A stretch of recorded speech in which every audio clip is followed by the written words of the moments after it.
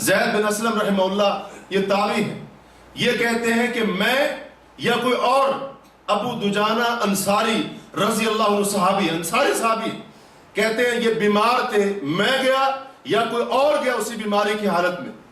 اب ہم سب جانتے ہیں اگر ہمیں کوئی بیماری لگی ہو، اللہ تعالیٰ محفوظ رکھے، یا کسی بیمار کو ہم نے دیکھا ہو کہ بیماری کی حالت میں انسان کی کیا کیفیت ہوتی، درد اور تکلیف کے آثار بندے کے چہرے پر نمایاں ہوتے ہیں، بڑی تکلیف کے اندر بیمار انسان ہوتا ہے، اگرچہ ہلکی سی بیماری کیوں نہ۔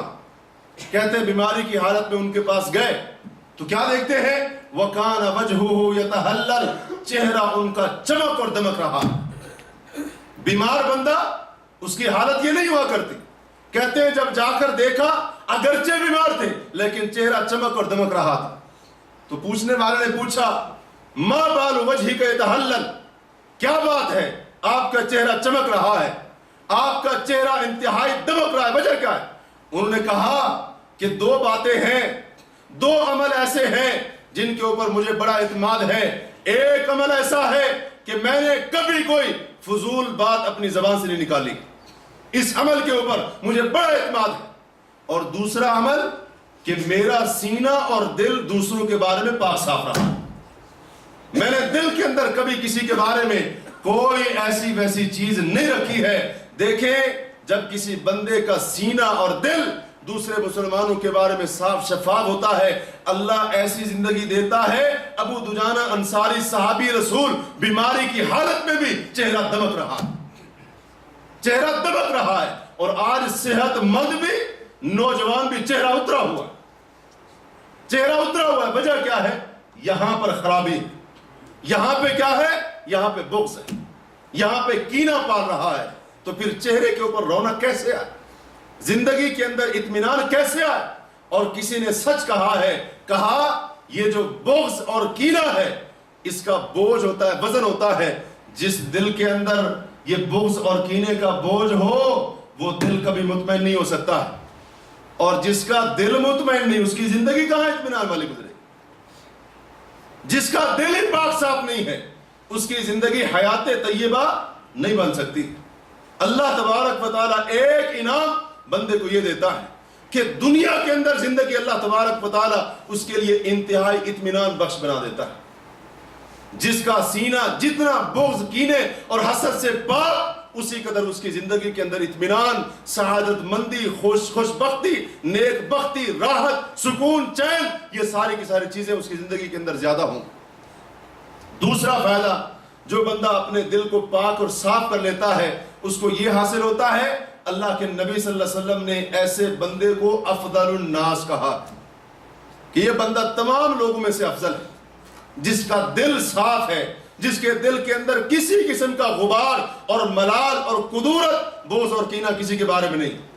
سنن ترمذی کی روایت ہے، حضرت زبیر بن عوام رضی اللہ عنہ اس کے راوی ہیں، کہا گیا نبی علیہ الصلوۃ والسلام نے فرمایا، اللہ کے رسول نے فرمایا افضل، اللہ کے رسول سے پوچھا گیا، بلکہ اللہ کے نبی سے سوال کیا گیا، اے اللہ کے رسول من افضل الناس، لوگوں میں سے افضل کون ہے؟ اللہ کے رسول نے فرمایا کل مخموم القلب صدوق اللسان، ہر وہ بندہ جو دل کا صاف، زبان کا سچا ہو، یہ افضل الناس ہے۔ صحابہ نے کہا اللہ کے رسول صلی اللہ علیہ وسلم صدوق اللسان عرفنا، یہ جو زبان کا سچا ہے اس کو تو ہم نے پہچان لیا کہ زبان سے سچ بولتا ہو، جھوٹ نہ بولتا ہو، غلط بیانی نہ کرتا ہو، یہ تو ہم نے جان لیا، لیکن فما مخموم القلب، دل کا صاف ستھرا اس کا پتہ نہیں چلا۔ تو اللہ کے نبی صلی اللہ علیہ وسلم نے فرمایا اس سے مراد وہ بندہ ہے کہ جس کے دل کے اندر لا اثم فیہ ولا بغی ولا غل ولا حسد، اس سے مراد وہ بندہ ہے جس کے دل کے اندر نہ تو کوئی گناہ ہو، نہ کسی پر ظلم زیادتی کرنے کے جذبات اپنے منصوبے بنا رہا ہو دل کے اندر، نہ بغض ہو، نہ کسی کے بارے میں حسد ہو۔ یہ بندہ ہے مخموم القلب، جو صاف دل والا ہے۔ اللہ کے نبی فرماتے ہیں جس کا دل صاف، زبان کا سچا، یہ افضل الناس ہے، یہ لوگوں میں سے افضل ترین بندہ ہے اور اس کا مقام سب سے زیادہ ہے۔ امام ابن رجب رحمہ اللہ فرماتے ہیں افضل الاعمال سلامت الصدر من الشحناء کلھا، تمام اعمال میں سے افضل عمل یہ ہے کہ بندہ اپنے سینے کو، اپنے دل کو تمام قسم کے بغض سے پاک اور صاف رکھے. یہ افضل عمل، اس سے بہتر کوئی اور عمل نہیں ہو سکتا. اسی طرح سے تیسرا فائدہ جو قیامت کے دن بالخصوص انسان کو حاصل ہوگا، جس کے بارے میں اللہ تعالیٰ سورہ شعراء کے اندر فرماتے ہیں یوم لا ينفع مال ولا بنون، قیامت کا دن وہ ایسا دن ہے کہ جس دن کوئی مال اور اولاد کام نہیں آئے گی، نفع نہیں دے گی، اولاد بھی کام نہیں آئے گی، مال بھی انسان کو کوئی فائدہ نہیں پہنچائے گا. عام طور پر ایسے ہوتا ہے دنیا میں انسان کو اس کا مال بھی فائدہ پہنچاتا ہے اور اس کی اولاد بھی فائدہ پہنچاتی ہے. اگر کہیں کسی مصیبت کے اندر گرفتار ہو جائے، پھنس جائے، تو یا تو مال دے کر چھوٹ جاتا ہے یا پھر اس کی اولاد اس کا دست بازو بن کر اس کی اس تکلیف کو دور کرنے کا ذریعہ بنتے ہیں. اللہ نے فرمایا قیامت کا دن ایسا دن نہیں ہے. یوم لا ينفع مال ولا بنون، قیامت کا دن وہ دن ہے جب مال اور اولاد کوئی فائدہ نہیں پہنچائیں گے.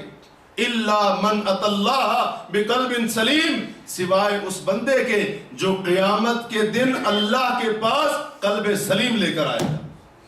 قلب سلیم لے کر آئے گا جب انسان کا مال اولاد کوئی چیز اس کو فائدہ نہیں دے رہی. یہ قلب سلیم، یہ دنیا کے اندر اس نے دل اپنا پاک صاف رکھا تھا، اپنے دل کے اندر کسی قسم کا کینہ، بغض، حسد، نفرت، کدورت اس کے دل کے اندر نہیں تھی. اللہ فرماتے ہیں قلب سلیم والا قیامت کے دن یہ قلب سلیم اس کو فائدہ اور نفع پہنچائے گا. حشر کے میدان میں قیامت کی گھڑی ہو سختیوں کے اندر یہ قلب سلیم اس کو فائدہ دے گا.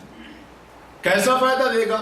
یہ فائدہ دینے کی بہت ساری صورتیں ہو سکتی ہیں، جن میں سے ایک فائدہ یہ قلب سلیم بندے کو یہ پہنچائے گا کہ جو بندہ دنیا کے اندر دوسروں کے بارے میں اپنے دل کو، سینے کو پاک اور صاف رکھتا تھا، یہ سینے اور دل کو پاک صاف رکھنا، اپنے دل کو قلب سلیم بنانا، بالکل پاکیزہ اپنے دل کو بنا لینا، کسی قسم کی عداوت اور نفرت اس کے دل کے اندر نہیں تھی. یہ ایسا ذریعہ ہے جو بندے کے لیے جنت کا راستہ آسان کر دے گا. امام احمد بن حنبل رحمہ اللہ مسند کے اندر اس روایت کو لائے ہیں. حضرت انس بن مالک رضی اللہ عنہ فرماتے ہیں کہ ایک بار ہم رسول کریم صلی اللہ علیہ وسلم کے پاس بیٹھے ہوئے تھے تو آپ نے فرمایا یطلع الآن علیکم رجل من اہل الجنہ، اے میرے صحابہ ابھی تمہارے سامنے ایک جنتی بندہ آئے گا، ایک جنتی بندہ آئے گا. حضرت انس کہتے ہیں ہم نے دیکھا ایک انصاری صحابی اس حالت میں مسجد نبوی کے اندر داخل ہوا کہ وضو کے پانی کے قطرات کی وجہ سے اس کے چہرے سے پانی اس کی داڑھی سے پانی ٹپک رہا تھا اور اس نے اپنے جوتے ہاتھ میں اٹھا کر بغل میں دبائے ہوئے تھے. اس حالت کے اندر وہ داخل ہوتا ہے. ایک دن گزرا، اگلا دن ہوا، اللہ کے رسول کے پاس بیٹھے ہوئے تھے.